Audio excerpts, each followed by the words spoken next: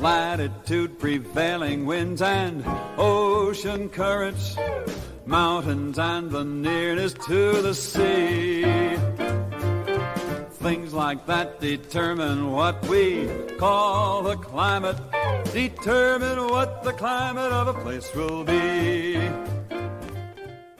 Welcome to Cambridge Zero Climate Talks with Antoinette Nestor and Amy Munro. Well, Amy, I think you've had a very busy week because of something that is taking place, isn't it?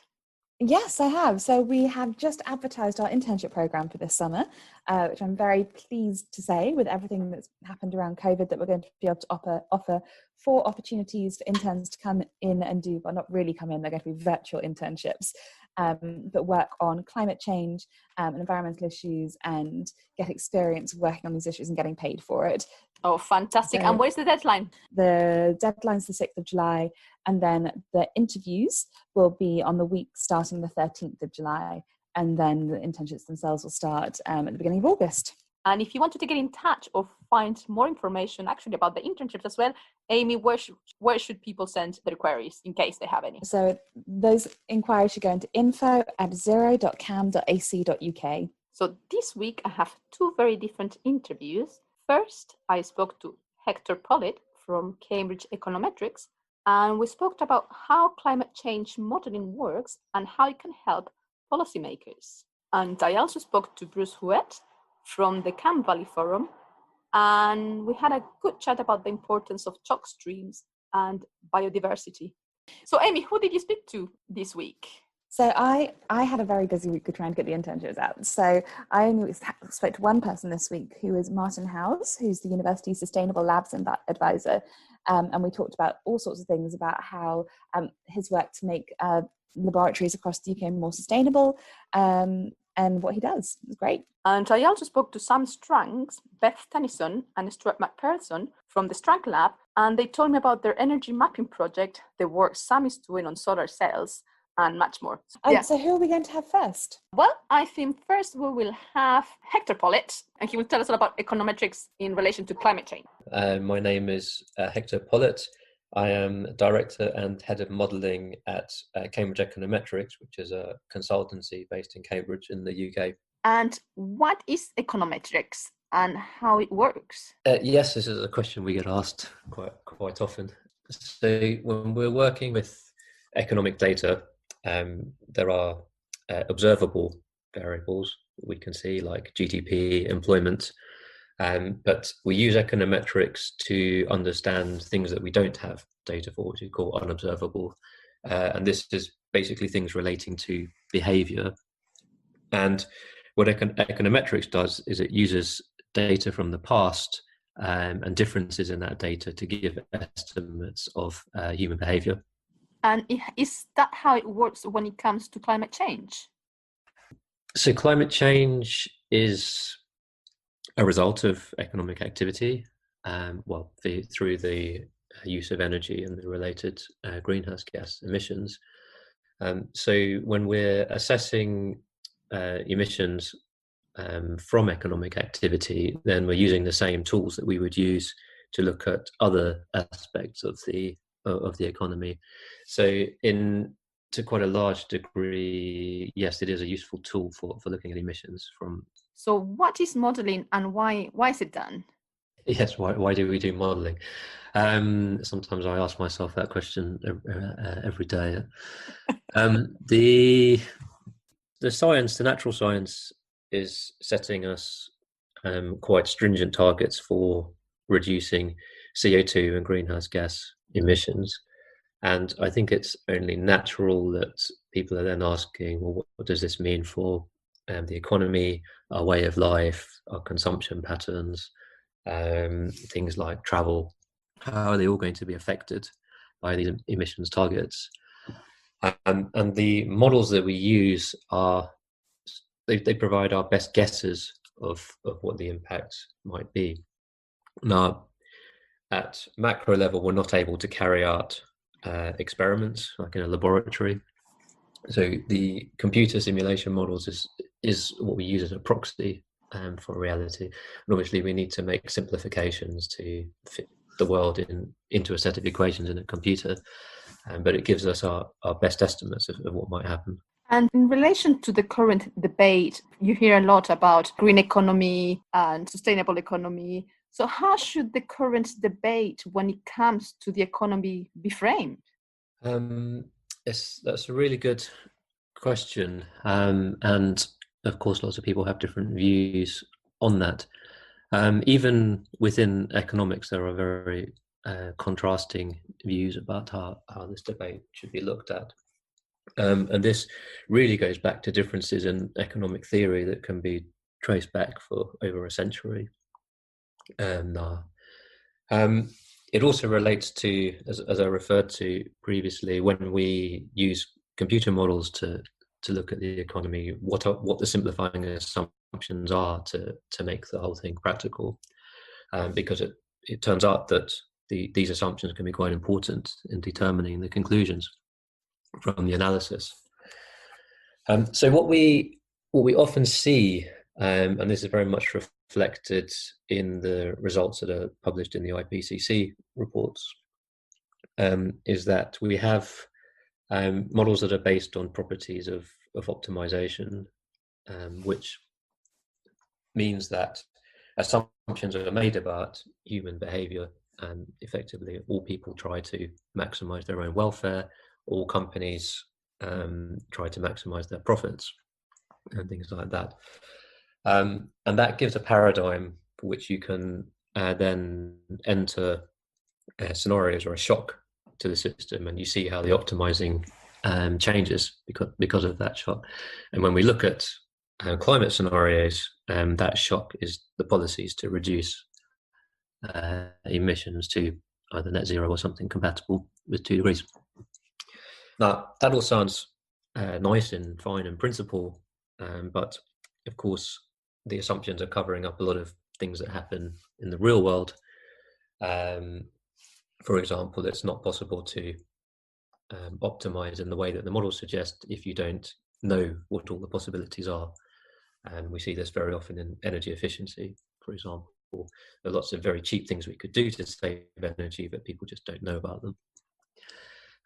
So the issue comes around that when we're looking in an optimization framework, any policy constraints you put in effectively automatically makes things come out worse, because you go from an optimization to a constraint optimization. So just purely logically, there will always be costs involved. And that, to come back to your question, sort of leads to what the current framing of a lot of the debate is. It's how do we minimize the costs of reducing emissions to meet these targets? Now, in the policy and world and political economy, this can be quite it's very negative, because we're always talking about costs. It's costs. And naturally, to politicians who would only see the benefits of reducing emissions probably well after they've left office, these costs are not a very attractive prospect. Now, the modelling done at Cambridge Econometrics and a few other groups as well differs quite substantially in this sort of framing, because we don't assume this optimizing behavior. Instead, we use the econometrics that I talked about previously to understand how human behavior works in the real world using the past data that we have. And what that shows up is that there are opportunities as well as costs out there. So partly from developing new technology, for example, but also unemployed workers in the economy could be given jobs or green jobs that would lead to emissions reductions. And what we see from that is that the policies don't just change the sort of economic framework that we live in. There are much more dynamic effects through technology development going on, and new sectors growing while old sectors may be reduced in size. So different companies benefiting and losing out. And we put the policies into that framework, and you can see there are benefits to some, but there will be costs to others. So when we talk about economic growth, so then how do we get to net zero when we frame the whole debate in the way you're describing it? How do we reach that economic growth then? Yeah, which is I think the question, because any policymaker and politicians, economic growth is of primary concern. I mean, the number one goal is to create jobs, and they need economic growth to do that. Now, the narrative that comes from the models that are used by the IPCC of it all being costs, that means there will be reduced economic growth. Now, what we see in the modelling that we do is rather different, and that it's very much about technology development. And of course, technology is a driver of economic growth. And this is what, in the New Climate Economy report from 2018, they said that not just can actions to reduce climate change promote economic growth, they see it as being the growth story of the first half of the 21st century. It's putting resources into technology, changing the way that we do things for the better, and that leading to growth. And in an ideal world where you could say, look, with a snip of your fingers, this is your wish. If you could do that, how would you see the future then? How would you see economic growth happening in the future? Yes, in an ideal world. So we want to see economic growth continuing while we are reducing emissions at a substantial rate at the same time. If we fail to reduce emissions fast enough, we may get to a situation where we have to intentionally curtail economic growth as well. Now, there is no single policy that will do this. Unfortunately, there are some things that would be very helpful, like a phase out of coal, for example, especially in China, would probably give the biggest boost to emission reductions on its own. A lot of economists talk about introducing carbon pricing worldwide, which seems very unlikely at the moment, but that would also help to reduce emissions.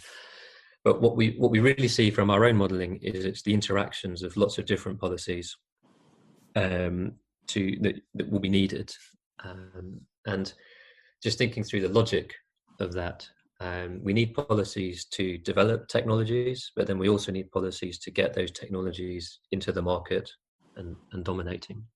And in this modeling, do you take into account sort of individuals and communities, or is it much broader than that? For example, if somebody's listening to what you're describing and said, well, I want to do something as well, can they do anything? Or is it just something that is at a different level in that regard? Yeah, this is a question that comes up a lot. The interaction at micro level. What can individuals do that will lead to better macro outcomes? To meet the climate targets, we need a combination of new technologies, but also behavioural change as well. Now, of course, the technologies will be developed by the companies involved, but there very much is a responsibility on people as well, and it will not just be guided by markets and prices. I think we need to start thinking about this a lot more in depth. So yeah, there are some very simple measures that would help. Transport, thinking about how we get around. Obviously in Cambridge, there's a lot of people cycling, which is obviously a zero emission. But when we think about long distance transport as well, trains compared to airplanes, I think that is somewhere where individuals could make quite a substantial difference. So it's policies as well that seems to be a very important component of how we can reach net zero and achieve economic growth at the same time. Yeah, we do need to remember that all of these things are interlinked. The policies drive the technologies, but then the technologies make new policies possible. And at the same time, the policies are driven by public opinion and the building of movements behind certain positions. So there is a role for influencing as well. We have to think of it as a system and not each bit independently. Indeed. And on a more personal question, how did you become involved with all this? Did you go into economics and suddenly you just found that this was just really what made you get up in the morning? And how did it all happen? Yes. So my background is mathematics and economics, and I've been working at Cambridge Econometrics for over 17 years now. So I can't complain about it too much, the nature of the work that we do. We try to, as an organisation, position ourselves to face the big challenges that society is facing, and of course, climate change is one of those big challenges. Now, so it happens that the modelling frameworks and the econometrics that we work with are quite well suited to looking at the problem, but we have had to develop our capabilities as well over the years. For example, as new technologies become available, then we need to be able to include them in our assessments. Hector, thank you very much for your time today. I know you're very busy. Thank you for having me. Fantastic. That was really, really interesting. And I think next we're going to have Martin talking about sustainable labs so climate change from a completely different perspective. In case you just joined us, you're listening to Cambridge Zero Climate Talk. Today I'm talking to Martin Howes, who's the University's Sustainable Labs Coordinator. Martin works in the Environment and Energy section, and we're going to be talking about all the work he does around sustainable labs. So welcome, Martin. Hello, thanks for having me. So how did you first get interested in climate change and the environment? Interesting question. I don't really get asked that question very often. I guess it kind of comes back from kind of a rural childhood, if you like, and probably especially my mum. She was pretty clued up on environmental issues when I was really young. She did an Open University Sciences course when I was really little. And I think through that she was kind of taking note of kind of warning signs about environmental things and climate change back in the early 90s. So I think my interest probably grew out of that kind of background awareness, really. So yeah, and then ended up kind of enjoying geography and biology most at school, and then went on to do physical geography at Lancaster University, which I think gave me quite a good grounding in kind of earth processes and our increasing impact on them, and climate's impact on us as well. Yeah, and just after university kind of got into working in kind of energy saving projects and then into sustainability more broadly. And what's inspiring you now? So what's keeping you going with the work that you're doing? I think maybe kind of three kind of broad kind of areas, really. So I think the kind of general urgency associated with the deterioration of global systems. And I find all the interconnectivity of it all fascinating and terrifying in kind of equal measure. So that's quite a motivator when I kind of allow myself to think that big. I think I'm quite inspired by the possibility for change as well, though, and try and keep hold of that, especially through the kind of graft of the day-to-day, as you say, and kind of, seeing through the day-to-day graft to actually some of these big exciting goals we're working towards. And then I think kind of a bit of inspiration is kind of coming from the university in a way, in terms of the kind of stance it has and the clout it has for making meaningful change within our own kind of jurisdiction, but also the fact that a lot of other places are looking to us to be leaders, I think, in this area. And I find that quite empowering, really. We can kind of be the change we want to see, and all that kind of high-mindedness, which has a place, definitely. So you're the University Sustainable Labs Coordinator. Please, could you describe your job? So I run the university's Green Labs initiative. So that's tasked with helping the university's lab users, wherever they may be, across all the different schools of the university, make positive, well-informed choices to reduce the carbon footprint of their work. So that's quite wide-ranging, obviously. I also work with the kind of suppliers and the manufacturers of lab-related products and services to help improve the choices that are available to our lab users. So there's kind of two kind of main phases there. So it could range from kind of funding of equipment that's more efficient, or consumables and utilities used to run the lab, the waste generated from labs. They're very carbon and resource intensive, our labs, so there's a lot to go at. So digging down to one particular area of that, the equipment replacement, why would we want to replace equipment? Like, we often talk about not using up resources. Why would we want to think about actively getting another piece of equipment in? Yeah, I mean, it sounds a bit counterintuitive on the face of it, because of embedded carbon and those kind of concerns. One of the major things with a lot of lab equipment is there's actually been quite a lot of there's been some dramatic progress made with the energy efficiency of some of these quite ubiquitous pieces of equipment across the university's estate, used in research.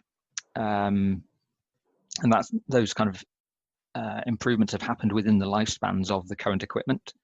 So, for example, a new ultra low temperature freezer. So these are the big freezers that you see in the corner of quite a lot of labs. They can go down to like minus 80 degrees Celsius, running all the time.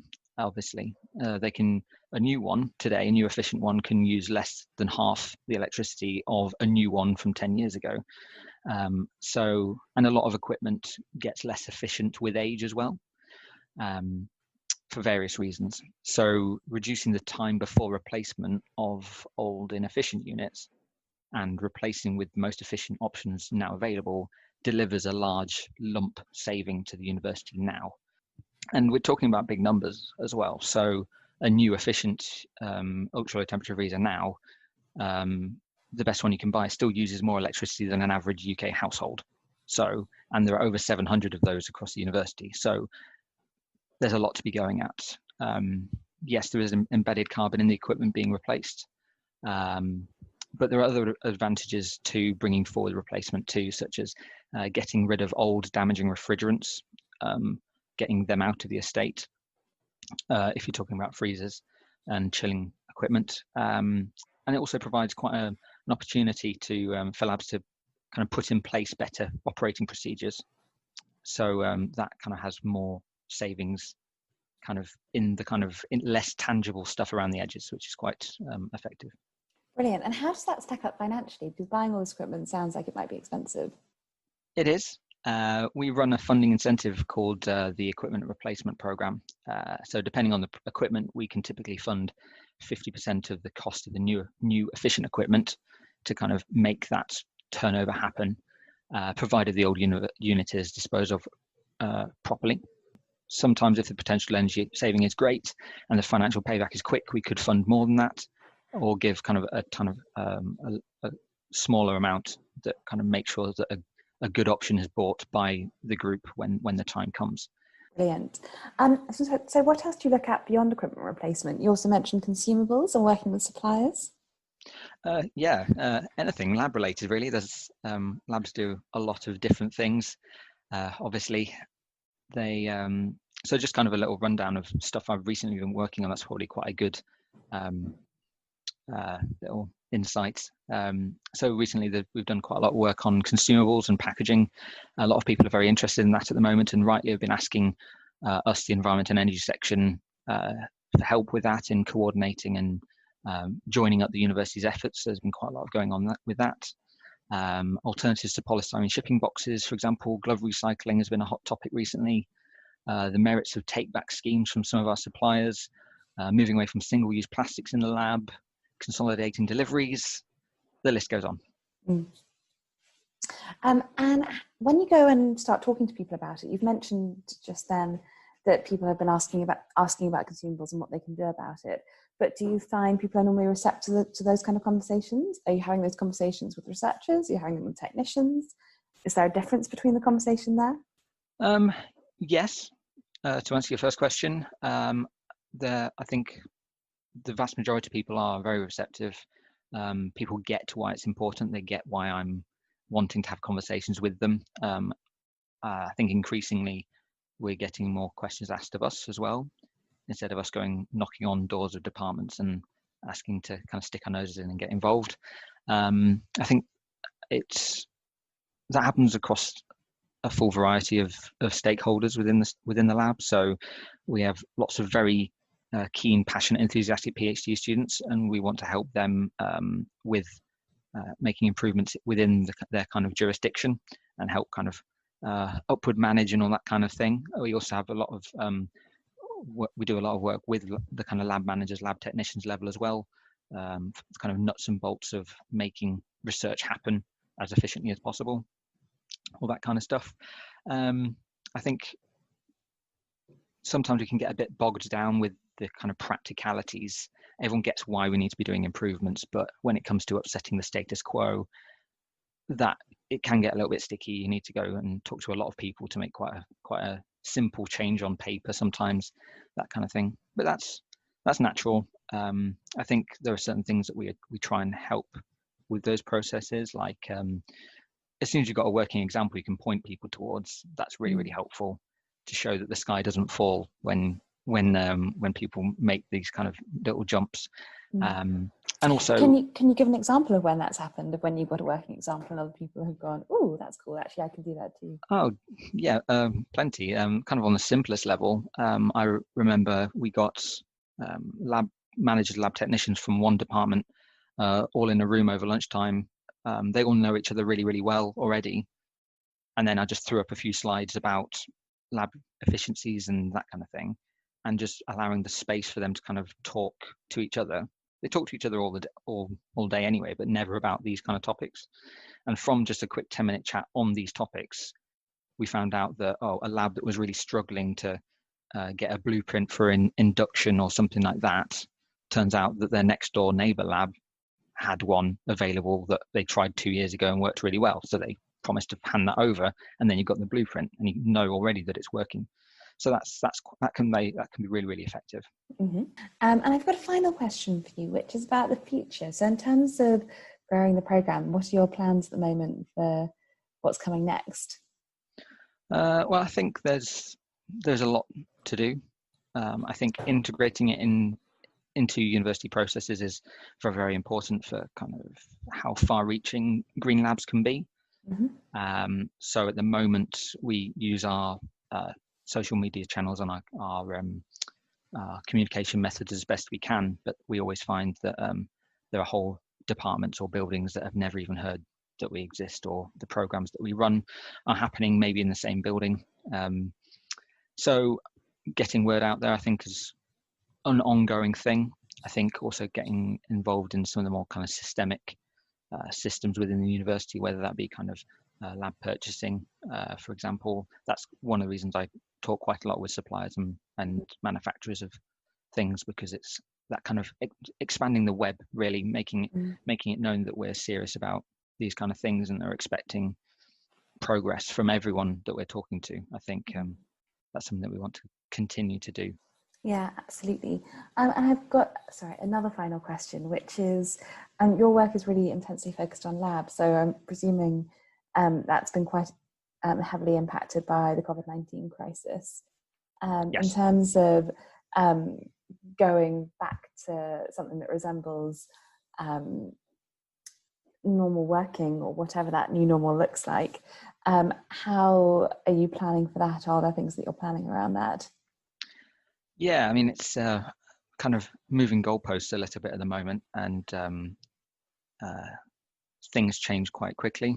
I think obviously rightly so, there is a kind of a bit of a rush as restrictions are being lifted to get back to work in the right way. So the realities of the logistics of making that happen mean that I think there's a little bit of concern of some improvements related to kind of green labs being lost, or the opportunity to integrate them not being taken, just for the sake of getting up and running again. I think with the likely way that labs will have to run for the medium term, things like more extended opening hours over which lab workers can be in the lab, kind of shift work, fewer people in the lab at any one time, means that there's kind of opportunity for making sure that out of not lone working, but kind of everyone's inducted more appropriately to use their equipment more efficiently. Booking systems for equipment is going to become more and more important, which is a good efficiency measure, making sure that things are switched off when they're not actually needed. That's quite a good opportunity. But then fundamentally, that is up against the fact that you might have the lights on for more hours in a day, or you might need to be running chillers and that kind of thing at a higher rate for longer. So I think there is a threat involved there, and I think I've heard from some of my peers in the universities, there are kind of fears about when it's set up to operate in this new kind of way of working, whether that be one-way systems or new signage, that kind of thing, sort of green stuff may be kind of covered over for the time being, but we need to remember to come back to them when the time is appropriate.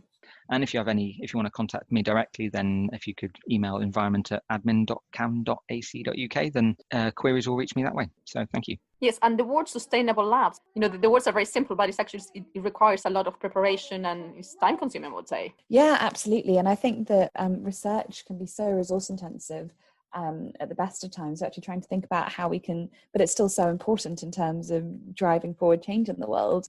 Oh, indeed.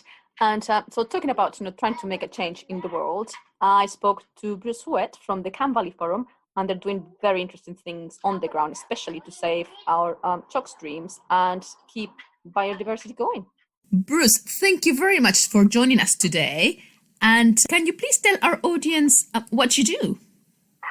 Okay, well, I'm an amateur environmentalist and conservationist, getting involved with these issues when I retired from accountancy about 15 years ago. I've project managed recently the production of a film about our local chalk streams, and I'm active in trying to ensure that they survive. My other interest is in climate change, and I assisted in organising seminars for 6 years on this subject with the Social Anthropology Department at Cambridge.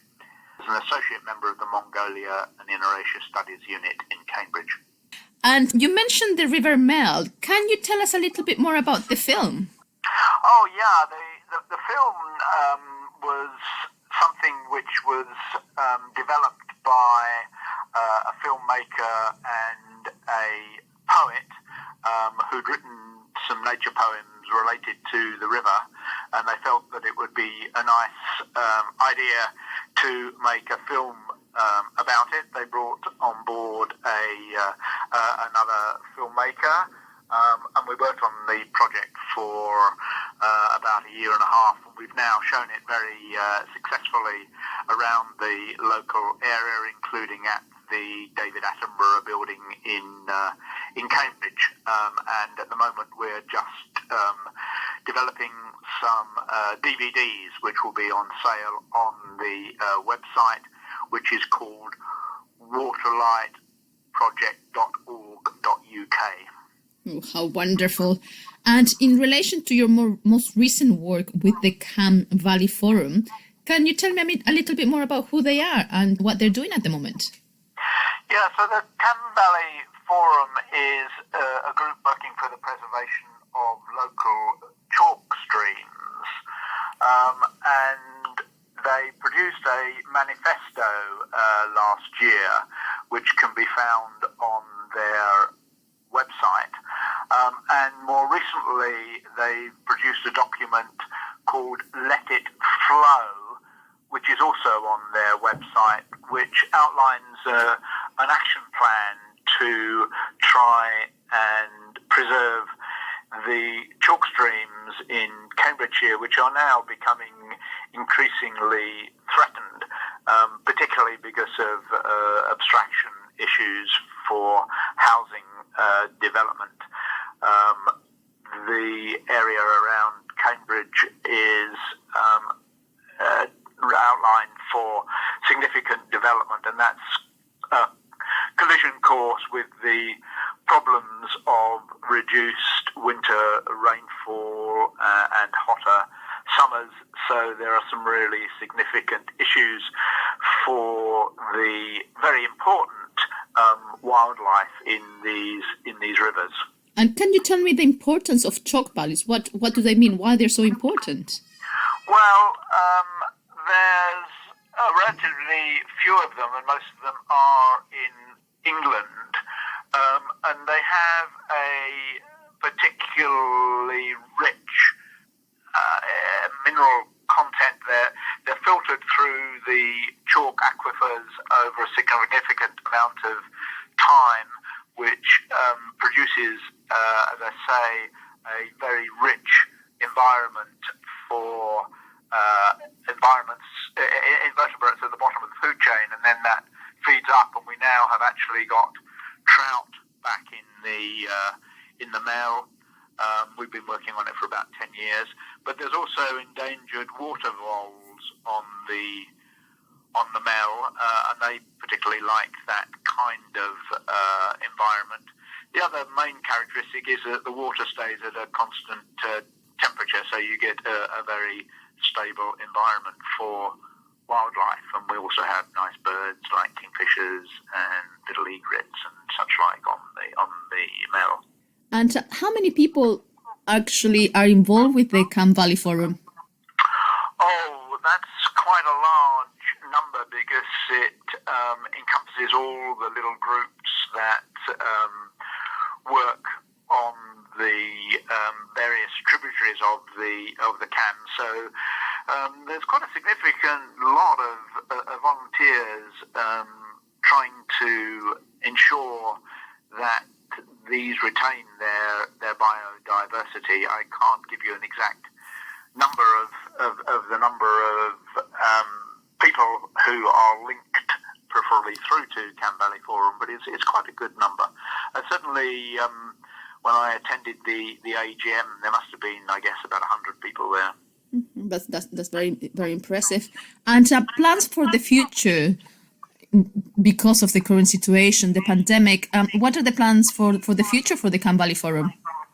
Well, that's the tricky thing, because all these conservation activities have been put on hold at the moment. The Mel River Restoration Group hasn't had a session, neither has the Melwood Conservation Group since the beginning of the pandemic lockdown. Cam Valley Forum have taken advice and have done a few pennywort clearing session. That's a little green plant that spreads very rapidly and can block areas and keeps the light out, so that the life in the river gets degraded. So there is a bit of activity going on, but certainly it's all very reduced at the moment. And if people wanted to, for example, a lot of people now are out enjoying nature. If they wanted to get a hold of you or how to volunteer, what they should do, just visit your website? That's the best bet, yes, is to visit the Cam Valley Forum website, or there's a River Mel website as well. And there's more details on the Mel on the Meldreth Local History website, which is called meldrethhistory.org.uk. Great, that was really interesting. I always love hearing about what people are doing on the ground. It's so inspiring. And who was the last person you went to go and speak to this week? Well, as I said, I spoke to Sam Strang and his lab, so with Stuart McPherson and Beth Tennyson, and they're doing very interesting work in relation to energy mapping project and what is basically the new project that they have going. So I'm here with Sam Strang, Stuart McPherson, and Beth Tennyson from the Strang's lab. Sam, thank you very much. And can you please tell us who you are and what you do? Yes, hello, great to be on. So I'm Sam Stranks. I'm a university lecturer in energy based in chemical engineering and physics. And I lead a research group working on new and emerging semiconductor technologies for photovoltaics and for light emission.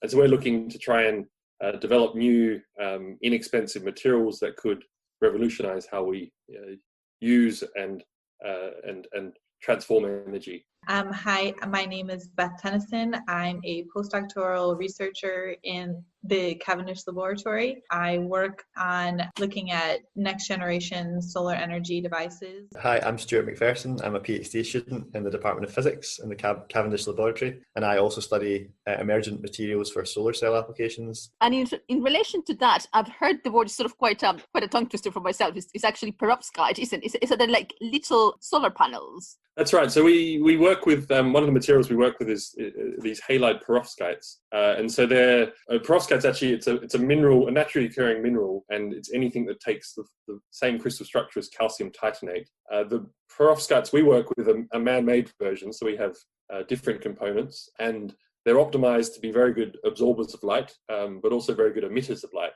And so we make quite cheap solution processing methods. We can make solar cells using these perovskites. We cast them down onto thin films, and they form very thin layers, so a few hundred nanometers, for example, but they absorb a lot of light. And we sandwich them with electrodes, and this forms a solar cell, a very inexpensive solar cell, but a very efficient solar cell. And so this has huge potential to be a very cheap but very high-performing new solar technology. We also use them for light emission as well. So we can run the solar cell the other way, so we can inject electricity and get light out. And they're also very efficient at that. One particular thing we're working on is layering two of these perovskite layers together to form what's called a tandem solar cell. And this can increase the efficiency of the solar cell beyond the silicon solar cells that we have on rooftops today. And nowadays, you see it more and more as well, say how important renewable energy is. So how important do you think solar energy is in relation to the green recovery? Well, I mean,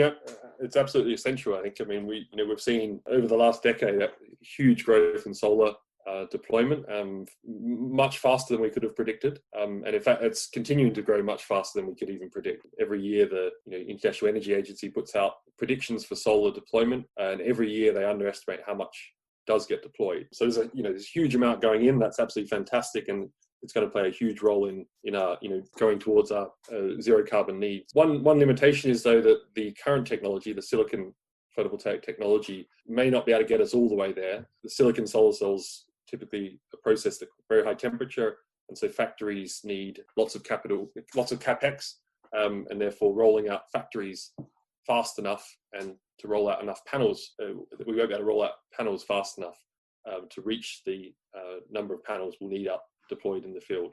So this is where some of these new technologies come in, which have much lower capex.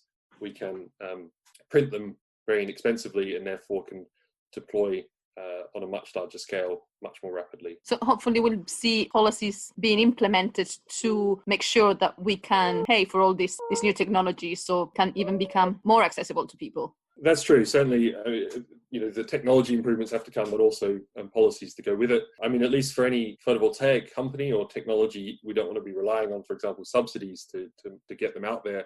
We want to drive the cost down enough to make them viable even without, for example, subsidies or other policies. But of course, policies will help, and that needs to happen in parallel to a lot of these technological developments. Stuart and Beth, can you tell me a bit more about the energy mapping project? So the energy mapping challenge, we started back in April of 2019, so just about a year ago. And what that is we work with schools, and we want them to become the scientists and learn more about renewable energy. And so we thought maybe a hands-on activity would be the best way to really learn about renewable energy and the importance of that and how it's going to really become more of their future. And so we have the students in classrooms around the UK measuring the wind speed and the sunlight intensity every day. They go out, they take measurements of their power, and that gets converted into energy based on our website. So they have a website where they can log their data. And what we really want to do is just see where's the sun, where's the wind blowing the most, and then have them compete between each other and see, okay, maybe I want more solar panel here, and why we design the energy grid the way we do. So Stuart, now given the current situations that the schools have closed down, do you have two sets of data, basically one prior to COVID-19 and one that you'll start measuring again? How are you managing that? As children return to their school post lockdown, obviously there'll be some amount of disruption to teachers' schedules and approaches. So the schools that we previously worked with, their measurements will be on hold for now while they sort of, everything gets reassessed. But we've started up a kind of slightly different incentive, or a new incentive, still based on our energy mapping challenge. But we're working in partnership with another organisation called Solar Power Education. And they typically organise trips for school kids to go and visit wind farms and solar farms. But obviously these things aren't currently available to do because of, social distancing measures and lockdown and general lockdown measures. So what we've helped them to do is to produce like a kind of mini project surrounding solar power and how it's used in local communities. So instead of working on our energy mapping challenge, over a long period of time, which we'd normally do with a school, like for maybe 8 weeks or so. We're doing like a kind of 1-day project where kids will go and measure sunlight over the course of a day to kind of understand how a solar panel is going to produce different amounts of energy depending on the time of day.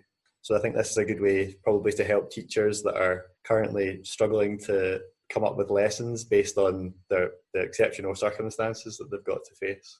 And other than just learning about solar energy, what else do the children learn about? I mean, people say, oh, no, this is just another science project, but it's much more than that, isn't it? Absolutely. I mean, so one of our objectives was not only to get the kids sort of doing the science. We're quite keen on actually going to visit the pupils and teaching them about the bigger picture. So not just about the brilliance of solar and wind energy as clean energy sources, but why they're so important as alternatives to what we currently use, like fossil fuels. And we sort of try to get across to the kids that, you know, we need to protect our climate, and one of the most effective ways we can do that is to clean up the way we produce energy and have this kind of nice diverse landscape of different energy sources. And that also ties into choosing your energy source based on what's around you and what natural resources you have available to you. So if you're in the north of Scotland, you might have a lot of wind.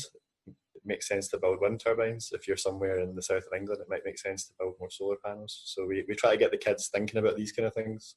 And Beth, have you come across anything interesting opinions by the children about how things happen? So one of the ways that we evaluate the progress, so we always want to try to continue to make the program better. So one of the ways that we evaluate is we provide a quiz at the beginning, you know, just how does solar energy work, you know, what do you think is better for your school, wind or solar, you know, a bunch of questions. And then we ask them again at the end of the 8 weeks to see what they've thought. But one of the things that we also ask them to do is, what's your invention of how you envision solar energy or wind energy in the future? And we tell them to draw it. And so on the backs of all of the sheets of paper, we get these awesome inventions that the kids have drawn. And so there's some cool ones. One of the most popular is the phone cases that are solar powered, because I think that's, you know, they're thinking about things that they know. But there's also been some hair dryers or some amazing cars that are both wind, because, you know, you drive a car and you have this wind from the car, and also there's solar panels all around the car. So there's been some fun things like that. That's very sweet. Stuart, what is the long-term vision of the project? What's your long-term plan, for example, in the next 5-10 years? Yeah, so we really want this project to develop into like a standalone educational module. So like to kind of evolve the curriculum slightly. So to create like a lesson plan that's really themed around modern technology and sustainability, that still covers a lot of the subjects that kids will be tasked with learning for like throughout the, you know, the key stages of their education. So really we want to create this so that, you know, the kids, it's not just about the kind of scientific experience for the children, it's really about changing the way they think about sustainability, so that it's really a part of their lives from an early point, if you like. Because I think, you know, we have the ability to kind of prepare the generation that's coming through for the state of the world, basically, when they grow up. And I think they'll be so much more prepared to deal with that if they really are exposed to these things at a young age. You know, not from like a negative perspective, but just like seeing the beauty and the kind of the power of all these amazing sustainability initiatives that we see happening today. You know, if they're on the ball with these things, they'll be so much better prepared to deal with the climate emergency, as it were, when they're grown up. And do you feel that is a better way of introducing children from a young age to all the STEM subjects? That is not something that is boring, that just like, oh no, here we go again, that I don't like this subject. I think it's something that is much more tangible. Yes, I mean, maybe Beth can elaborate a little more on this, but I think what our real drive is to keep it very, like, really like a holistic experience. So not just boring them with the facts about climate change. We want them to explore these things themselves through lots of different interactive activities. Yeah, I think especially at a young age, I imagine, at least seeing the students interact with the equipment that we give them now, which is not, it's not super high tech, but it is exciting enough to watch the numbers change when light hits it, or to watch a solar panel actually charge a phone, or to watch the wind speed because they love to blow at the fan of the wind anemometer that measures the wind speed, and to see that the numbers are changing, that really live time tangible measurements are exciting. And it doesn't matter necessarily if you're keen on science, just to see that and get outside and take those measurements, I think is exciting. But in terms of the long term, so I think that's one aspect, but for the long term, sustainability is not just about renewable energy at all. It's really how does humans interact with their surroundings? Why do we use solar? It's there.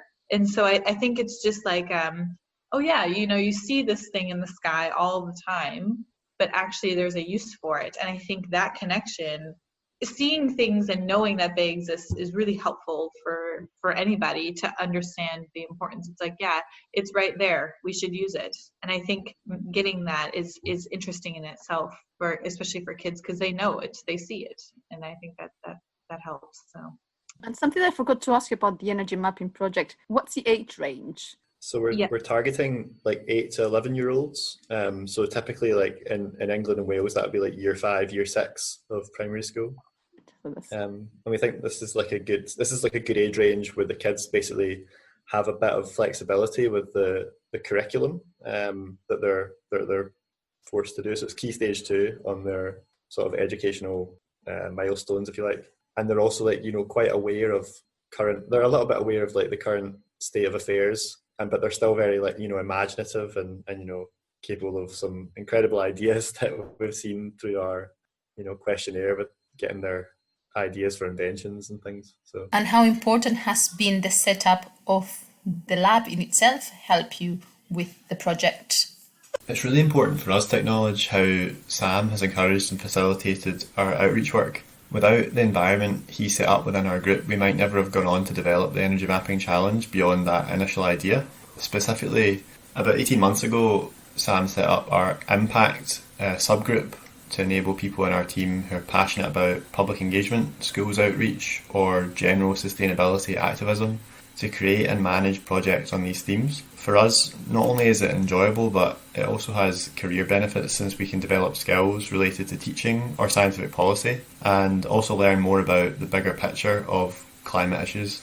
So for anyone listening, I can't recommend enough that your research group set up some sort of impact subgroup, because it will broaden horizons and strengthen engagement with real issues.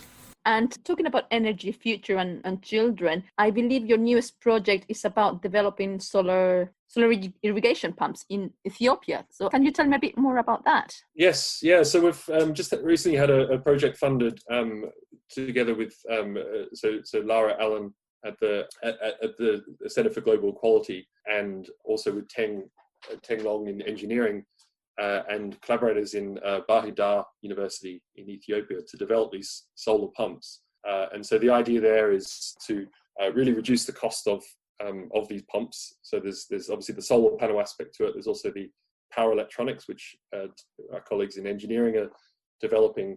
But there's also the social aspects as well, which Lara focuses a lot on. And so the collective here is really, it can revolutionize how farming is done in Ethiopia, particularly by smaller farmers, where a lot of the work burden is actually on women who pull water out of the wells manually, typically by pulling, literally pulling it out of the well.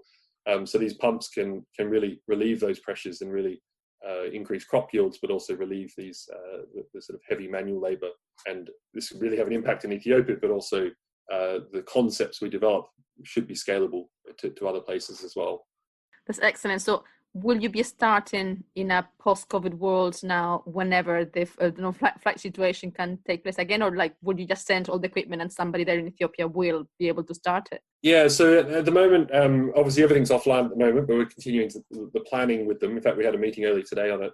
What we're doing is a lot of the solar cell development and engineering developments will happen in the Cambridge labs in close connection with our Ethiopian collaborators. We're going to host, at least in a post-COVID world, we're going to host some of them to, for them to learn how to make these solar cells and some of the power electronics, and through that to take the systems back to Ethiopia for field testing.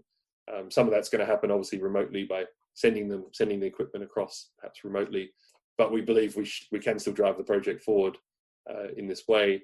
The end goal is to have a little prototype pump with probably using a silicon solar cell in the first instance, but at least have a prototype perovskite-based solar pump by the 2-year mark, which is when this project ends. And that should be the seed for a bigger project where we can scale that up even further. Sam, is there anything else that I should ask you that I haven't asked you yet? Well, I think one exciting thing we've started moving into is actually looking at X-ray detectors. They're very good at harvesting light. So usually we're thinking about visible light, but actually more recently we've seen that they're very good at harvesting X-rays as well, so as X-ray detectors. And so we've started a project to look at commercialization of some of this. We've made a few breakthroughs in this through an ERC proof of concept grant, but we're also working with Sala in radiology to try and implement these into X-ray into systems, so into CT scanners, for example. And this is something we're quite excited about, a new application of these very interesting semiconductor materials. So we'll actually replace the detectors that they use now, which are actually not particularly sensitive, actually. And so the idea is, we can lower the dose quite a lot. And this could, particularly for CT scanning, this could really increase throughput for CT scanning, and also spatial resolution as well. So it could actually increase the quality of the images that could be produced. And so we've sort of, obviously had some ideas around the COVID situation of having more mobile CT scanners that could help to help on this, or for future pandemics, where a very sensitive and very sensitive detector can help realize low dose imaging. So it's basically revolutionizing the whole imaging industry at the moment. Yes, we're at a very early stage, I should warn, but I think we're very excited about this, and I think there's some very promising, exciting avenues in this space. Excellent. So Beth, Stuart and Sam, thank you very much for joining us today. Thanks very much. Thanks for having us on. Well, Amy, time just flew by. And also this coming week, I was just going to mention it, that it is National Insect Week. So the 22nd to the 28th of June is National Insect Week. So if people want to follow us on social media, or if they're already in touch with us via social media, we'll be posting a few links and different activities taking place during the whole week in different areas in relation to insects. Yeah, I think these weeks can be really important just for raising awareness. I think insects in particular, if you think about like classically the big hitters of PR and conservation are things like the panda, but actually insects are hugely important for maintaining all of our ecosystems and are experiencing their own huge losses. So actually having something like this to draw attention to that, I think is really valuable. Exactly.